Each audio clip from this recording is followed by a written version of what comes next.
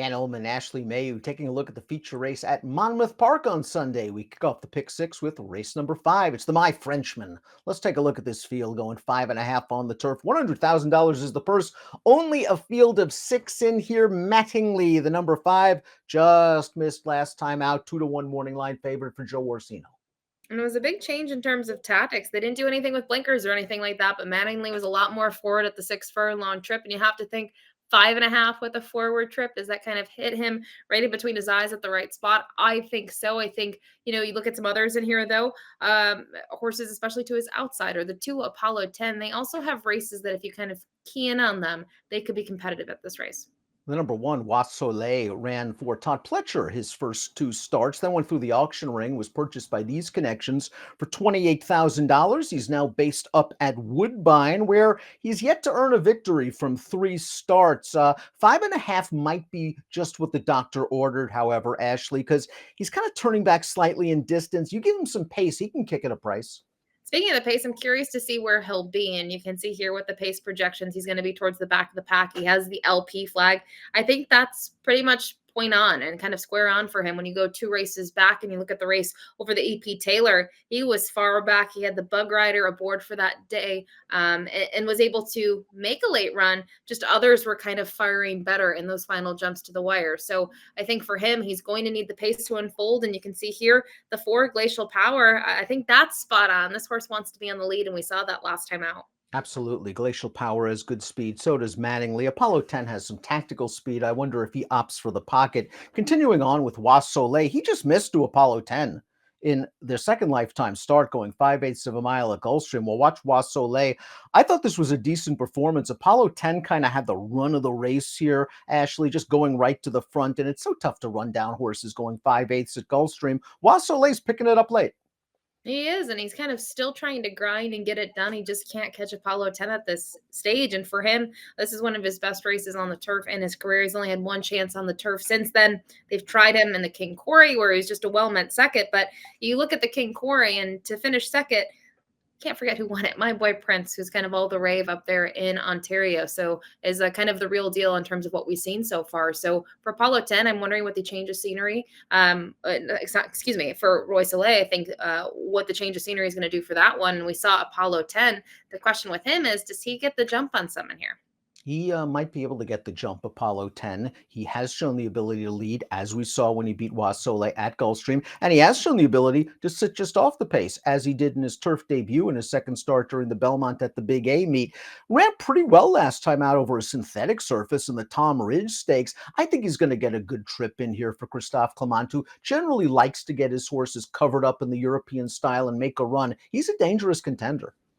And I'm curious to see the wagering on him. I know he's 5-2 on the morning line. It makes him second choice, but these connections at Monmouth, and I think the fact that his resume from a limited number of starts is a little stronger than others, I wouldn't be surprised to see him not too far off, maybe the post-time favorite. If that is Mattingly, I think these 2 aren't going to be that far off in terms of dollars bet on them. But I'm curious to see him finally go 5.5. I thought last time out he tried to do everything that he could. He just could not get to the winner, Ponce de Leon.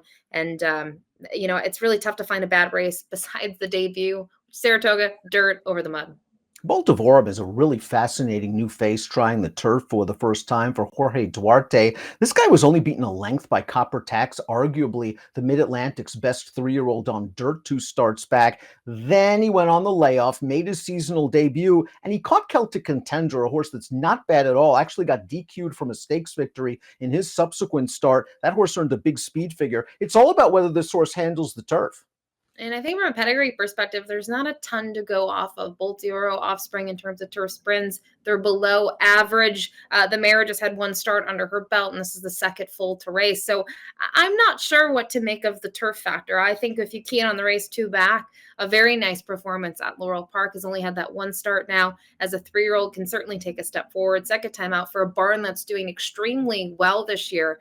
Does have turf workouts, but they're so tough to look at. They're at Colts Neck Stable. It's at their training facility. And so to me, I can't make anything of the times. Glacial Power pulled off a 15-1 upset, returning to turf last time out in front-running style at Churchill Downs. He is expected to make the pace once again for Sammy Camacho and an underrated trainer in Jose Camejo. If Glacial Power can get away with an easy lead, there's a good chance he could sprint on home again. He just looks like he's a new horse after being gelded over the winter. It's a big buyer jump, 14 points from the dirt race to the turf race. But with that said, you can see they've been trying to get him back on the turf for quite some time in terms of a couple of events were reined off the turf and moved to the main track, and his speed didn't hold as well in those races. But we commonly see that sometimes horses switch to the turf and they're able to hold that speed. So nice to see him score last time out at a big price. He's not going to mean anywhere near that price in this compact field, but I just wonder in terms of his talent at this point, are just a couple of others in here a little bit better than him? The 5 Mattingly is a stakes winner on synthetic and almost pulled off that feat on turf last time out in the Paradise Creek, going 3/4 of a mile. Now, he just showed good early speed. He broke like a shot in this race, went to the front, is setting the pace inside of the winner, and just can't repel that horse to the wire. You're going to see Feltrinelli trying to make up ground. It is interesting that they run 1-2 around the track. Maybe the race flow worked against Feltrinelli.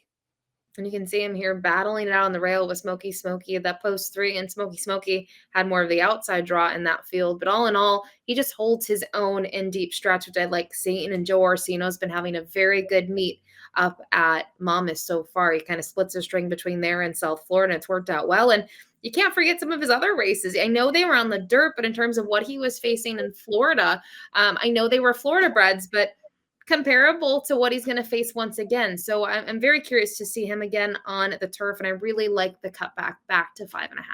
Feltrinelli, we just saw, ran on really well to be third, finishing just behind Mattingly, and I think he has a big excuse for his last race. They tried to stretch him out, and at this point in his career, I just don't think he's a two-turn type horse. I usually don't like horses cutting back so precipitously in distance. Sometimes their speed is dull, and they have to come from out of it, but I do think sprinting is going to be Feltrinelli's game, at least for now. You have to think so. I know he's cross-undered in another race, but they tried something different last time out, and I can't necessarily knock them on that because when you look at the running style two back, they tried to have him sit off of fast fractions, which you would find in a sprint like that. They couldn't make a late run, so I understand maybe stretching him out, having him a bit more forward, relaxing a bit, but he just didn't have the stamina. So this is the right move to cut him back. He definitely looks like a sprinter from what we've seen so far, and we'll see what he can do in here. I just wonder what the trip is going to be. We've seen him forward. We've seen him sit off of it, and when it's a compact field, I think Joe Bravo's going to have to make that decision upon, talking to George Weaver. What are they going to do in this case? I'm not sure.